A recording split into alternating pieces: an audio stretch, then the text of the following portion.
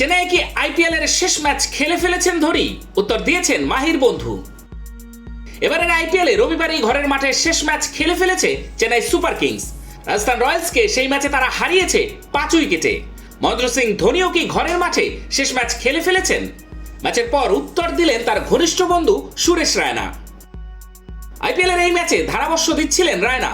হঠাৎই প্রাক্তন সতীর্থ তথা চেন্নাইয়ের প্রাক্তন ক্রিকেটার অভিনব মুকুন্দ প্রশ্ন করেন রায়নাকে, তোমাকে একটা প্রশ্ন করতেই হচ্ছে, এটাই কি চিপকে ধোনির শেষ ম্যাচ?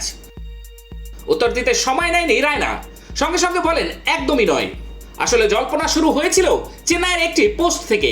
সমাজ মাধ্যমে তারা সমর্থকদের উদ্দেশ্যে লিখেছিল ম্যাচ শেষ হওয়ার পর স্টেডিয়ামে কিছুক্ষণ অপেক্ষা করতে। অনেকেই ভেবেছিলেন ধোনি হয়তো অবসরের সিদ্ধান্ত ঘোষণা করবেন, কারণ অনেকেরই ধারণা এবারের আইপিএলই তার শেষ। কিন্তু ধোনি সেসব করেননি। সমর্থকদের ভালোবেসে ধন্যবাদ জানাতেই তাদের থাকতে বলেছিল চেন্নাই। ম্যাচের পর দলের সব ক্রিকেটার মাঠ প্রদক্ষিণ করেন। ধোনিও সেখানে ছিলেন। একটি র্যাকেট দিয়ে টেনিস বল সমর্থকদের উদ্দেশ্যে ছুড়ে দিতে থাকেন।